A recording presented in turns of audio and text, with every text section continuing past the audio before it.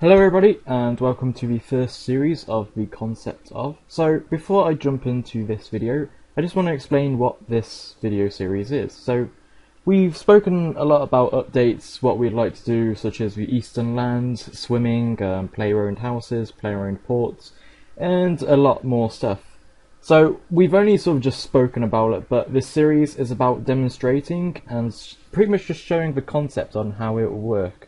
So to begin with this series, I bring you the concept of player-owned houses. So what do we know about player-owned houses from Runescape? Well, there's many portals around Runescape, in many different locations of course, which you can teleport to, and it'll teleport to an instance which is your house. Now, construction is quite limited in RuneScape and you aren't exactly allowed to do what you want to do. So this isn't something we'd want to sort of like base our player-owned houses on, so I've taken a complete different take on it. So how will player-owned houses work in Molior RS? Well, if we take a look at the city of Varrock, you'll see that there's many houses, and many of these houses are filled with idle NPCs, which have no use to the game. Now, what if you could actually own one of these houses instead of some random portal in the middle of nowhere? For example, this is the slums of Varrock. Let's start at the very beginning of player-owned houses. Player-owned houses will give many benefits, which I'll explain later, but starting from the very bottom, you're going to start off with a very cheap house. So an ideal place for that would be the Varrock slums. So take a look at this house in front of you. As you can see, it's pretty out of the way of the city, it's right down in the south corner in the slums, and it's not really nice to look at as the outsides. But let's take a look in the inside. The inside is not much prettier than the outside. The interior is very bland, and it's quite really boring, I would say. You're extremely limited to space, with only one box of a room, and a 2-box room which is filled with ruined walls. So if you're looking to get your first house, this would be pretty appropriate, even though it's not the prettiest of the houses. And why should you buy a house? Well, considering there's so many houses, but there's only one of each house, we've decided the house is actually the house itself, and there's no instances involved. For example, if you buy this house in the slums, you are the only person in the server who actually owns the house. Nobody else can go through your house, unless you invite them of course, but nobody else can own the house because you own it. The only way for somebody else to own that house is if the person who's bought it sells it back. So you're probably thinking, isn't that a bit unfair, you know? Say if I join really late in the project on the server, everybody's going to be owning a house and it's locking me out of content. Well, it's something we'd really like to test and I've never seen it before. For example, say if I do buy this slum house in Varrock, but say I start leveling up, I start to hoard more gold, this house is very tiny and it's pretty much not of use to me.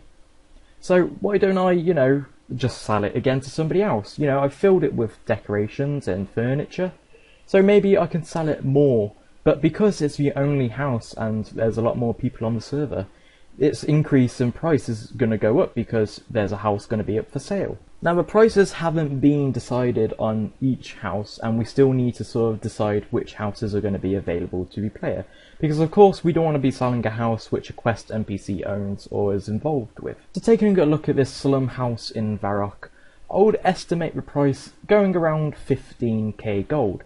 Now that may be possibly cheap, but of course it is a very small house and it's going to be empty. Now, of course, I do say it's going to be around 15k, but we are looking to host live auctions in-game as an event. So, for example, a designer or developer would be in-game and they would start the bidding pretty much like an auction. So they'd start the bidding at 15k. Now, anybody who's interested in buying the house would come to the auction and start bidding. So the highest bid would obviously win the house. We know houses in RuneScape, moderately cosmetic. You've got some big bonuses such as the prayer altars, you've got the teleport rooms, you've got the sort of like the glory, and all that stuff. So let's sort of jump into the other houses, the higher up houses, and their benefits. So staying in Varrock, let's look at I would say a low to medium house. So this house is at the entrance of Varrock, And as you can see, it's a pretty nice house already, although it does have a open garden. But unfortunately for anybody else who doesn't own the house, the garden is concealed off. Now this goes into the bonuses which I was talking about. With farming, which will be one of the videos on this concept series, you'll be able to plant crops or trees or any other means of planting, such as herbs, pretty much anywhere in the world, but obviously this is still debatable in the development.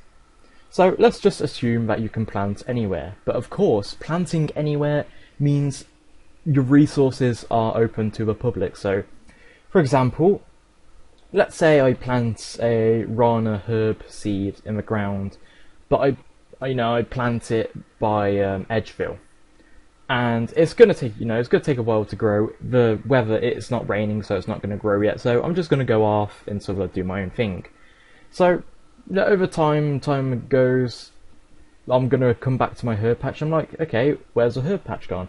But of course, I've left it out in the open. It could have rained before I even got there, and somebody else could have looted the herbs. So what does a player-owned house have to do with this? Well, looking at this house in Varrock, you have your own personal garden.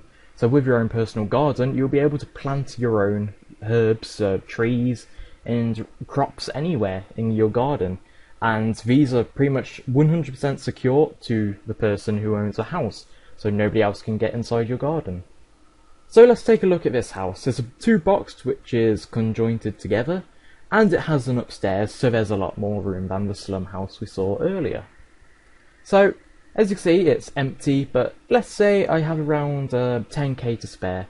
So with that 10k, I'm going to roughly design the house myself with the appropriate furniture available. So around 10k gold, I've pretty much just filled it in, but hopefully you can see something which has cost a lot, I would say, and that is the oven.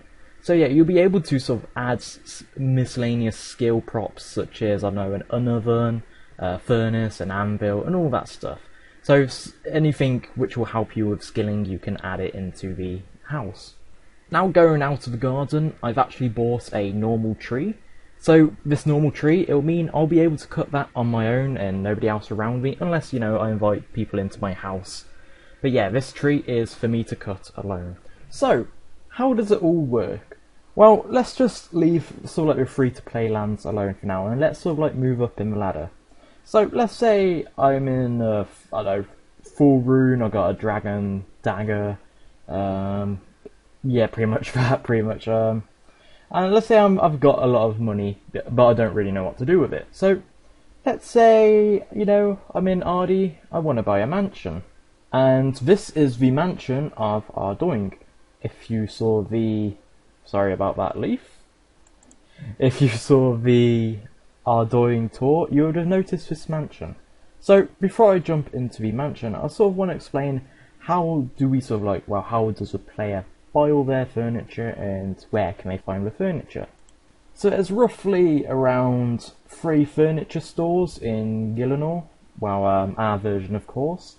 There's one, which is the sort of like the low quality to medium quality, which is north of Falador in the farmlands. The medium to high quality, but it also includes low quality, is in Yanil. This is the Yanil furniture store which you are looking at right now, which I'll explain a little bit more in a minute. And the top quality and unique items furniture store is in the Eastern Lands, and there you can buy Japanese style furniture. You can bring them to the mainland, and say if you're in a house in Falador, you'll be in the only house on Gielinor which is hopefully Japanese styled. So from just a quick glance, the furniture store in Yanil is a warehouse, and it's pretty big and compact with a lot of furniture pretty much. And you're probably noticing some different things as well, such as statues and rugs and even beds. But let's take a closer look. So, keeping it sort of realistic, from the right side to the left side, we have the tier of logs. So, from the right, we have the normal logs, then we have oak, willow, maple, yew, then magic. And the chair on the far left, you can even customize the tint of the cushions. So if you're a fan of, let's say, purple and blue, of course, you can choose the cushion to be purple and blue. Now, of course, the log tier comes with pretty much most of the placeables, such as benches. As you can see, you can notice some of the magic tables, you can see some of the maple tables, and even willow tables.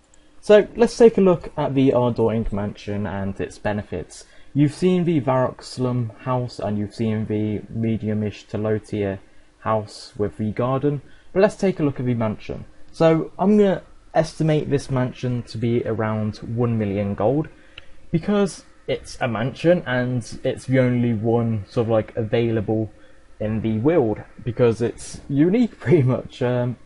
But this is the front of the mansion. As you can see, it's very elegant. It's got the cobblestone, it's got the iron fences, so it's really secure, and to even make it more decorative, it's got the bushes pretty much.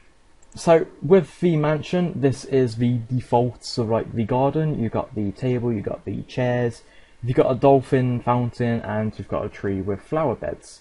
And you also have stairs leading up to the roof. So you'll be actually able to go on the roof and sort of look down as the peasants walk past and you're on top of your mansion pretty much. So the mansion in Ardoing is called the Riverside Mansion, and let's say me, Cos, I've bought the mansion, so let's take a look inside. Now, of course, the mansion is cut up into 3 areas inside the mansion. You've got the ground floor, then you've got upstairs, and then you've got the basement. So there's definitely a lot more room than the current houses you saw, as it is a mansion. So let's say, you know, I have an unlimited amount of cash, and I've bought the mansion, and I'm going to pretty much, like I did with the previous house in Varrock, let's say I'm going to build inside it and, you know, fill it up. Let's just see what the mansion can do and sort of like hold. So this is the ground floor, and I would say this took me quite a while, and this mansion would be very costly, I would say, in-game. So that this is just assuming that I've had unlimited amount of gold. But this is what a player can do, you know, this is purely created on how I like my mansion. So for example, these potted plants, this table in the middle with this rug underneath, these aren't fixed. So if you buy this mansion, that's not the only thing you can build. You could pretty much have the ground floor completely empty. You could have it filled with chairs if you wanted to. I'm trying to think of what else. You can just, you know, if you really wanted to, it might be odd, but you can completely fill it with barrels. But yeah, so this is the ground floor. What I've gone is with a realistic, semi-beneficial thing. So if you look at the far side, you can see there's an oven and a sink. So this is obviously good for cooking. The mansion is really close outside a bank, assuming we've got banking to work. But let's say we do, you know, I could just go to a bank, go into my mansion, which nobody else can bother me in, and I can cook my own food. And maybe there's storage in my house, which, you know, I've pretty much can store the food in there. So this is the top floor, which I have pretty much made it my bedroom. I think it would have been the best place to add the bedroom. As you can see, the bed's on the far south. But I've gone with a very slight sinister with the, you know, you got these, I'm trying to think of it. I was going to call them gods, but just statues of knights, really. I've got a magic table with a magic rocking chair. And again, just more planted pots and chandeliers and rugs. Now, the basement is probably the most active place I would probably spend my time in a mansion. As you can see, I've got the furnace on the south end with an anvil, so I can smelt my ore, then smith it into something straight away. And also, something which has hopefully catched your eye straight away, I have 2 portals. Now, these portals could be, I don't know, hopefully I'd make them expensive once we start developing player-owned houses, but these portals, they would let you to teleport anywhere you, well, with limits, I know, of course. You could teleport to Varrock, you could teleport to, let's say, Trollheim, you could teleport to Falador, Seer's Village, even Gielinor. And I've got 2 of them, of course, so there's 2 destinations which I can choose from, and, you know, this has increased a lot of range of sort of like what you can do with a mansion. So it's a lot more beneficial than say just gathering the runes and teleporting there. Now let's take a look at the entrance of the mansion. As you can see, not really much of a change, but I did try to make it sort of like more menacing and more, you know, badass with two statues guarding the entrance. Taking a notice at the back, I've gone with a more beneficial than, let's say, a cosmetic view. So I've got rid of the fountain, I got rid of the benches, and I've completely filled my garden with herblore, and, well, there's 4 herblore patches and 1 tree patch. So obviously this is where I can plant my things. Now on top of the mansion, not very much of a change, but I did add a oak table and a oak chair with the tintables, which would have cost a little bit of extra money to change to a red trim. So yeah, this is what we would class as a medium to high. You know, it's a mansion. You could buy like a standard house in Ardoing, but taking a look like at the entire future of player-owned houses, I would say this would be a very, very sort of like a cool feature to add. It's not really, you know, I showed you like the portal, you're probably thinking you're losing out, but in the end, I would say player-owned houses are sort of like end game content. You know, it's if you're gonna choose between a house or a room plate, I'd really choose a room plate, because, you know, houses are purely cosmetic, but again, if you really do want a house in the future, you would want to try get one as soon as it's available. Again, this is something we'd like to monitor, and sort of like it's sort of a test. Now, if people hate it because, you know, I don't know, there's too many houses gone already, we would slowly sort of like add more houses, custom houses of course, to available areas. You know, we're going to create some random lands with houses, but it's just a cool concept, I would say. Taking a look, you know, really far end, well, to begin with, you know, the low end, you've got the Varrock slums, you've got like small houses in, you know, Varrock, Falador, Edgeville, even Al Kharid, really. But looking at the far end, I would say this mansion cost me it would cost me about 1 million gold. Malzar's mansion, which currently isn't Malzar's mansion because, you know, Crandor's not destroyed, I would say that mansion would go for about well, it's really more of a castle, so I would say that would go for about 2 million. But taking a look into the future, I would imagine the Eastern Lands, Crandor, let's say the Alvan Lands, these would be sort of like the extremely top tier areas. I can probably think the most expensive thing available for a player to own, which would go up for auction, I'm just going to assume, let's say a Jade Temple on the Eastern Lands, where you literally own this massive, you literally own half an island because it's a palace. It's going to be extremely elegant. You're going to own this massive house and these vast gardens which you can fill with everything. But for a place like that, literally just thinking from the top of my head, I honestly don't know how the economy would work in Molior RS, but I would say a temple in the Eastern Lands would cost definitely over 10 mil. But that's extremely late, you know, end game. You're not gonna sort of like, well, a temple like that, it's not gonna go straight away, so nothing to worry about that. But let me know what you guys think, you know, about the concept of player-owned houses. So like to wrap it all up into sort of, if you're still confused, you're pretty much going to buy a house, and that house is yours only, so another player can't go inside that house unless you allow them to. Nobody else can own the house, so say if I bought this mansion, which we're looking at right now, let's say I bought this, you know, nobody else can buy it, multiple people can't own the mansion, and, you know, it's different in each, say, like RuneScape, you know, everybody can go through the same portal, but at the end it's their own house. This house is literally the design of somebody who's bought it. But and sort of like to wrap it up again, if you get tired of your house, or I can imagine people would go inactive who owned a house, yeah, if people do go inactive and we haven't heard anything or seen them on at all, we would probably put the house up for auction on itself. But you know, let's say I own this mansion, I don't really use the portals, and I spent about, I don't know, let's say I bought the house, well, I bought the mansion for 1 mil. I spent about 1 mil decorating it, and the portals alone cost me about 1 mil. So let's say I spent 3 mil on it. But of course, you know, I don't want to lose money. Let's say because I've decorated it, I can, you know, sell it for more. I could sell it for 5 mil because it's already decorated. It's got a furnace, you got its oven, an anvil, it's got 2 portals. No, I don't think people are really going to sort of like get rid of those things. I could imagine you can sell furniture back for gold, but yeah. So this is the concept of player-owned houses. So let me guys know what you think. Of course, this is a concept, so we aren't working on this at the moment, but it's an idea we would like to have in Molior RS.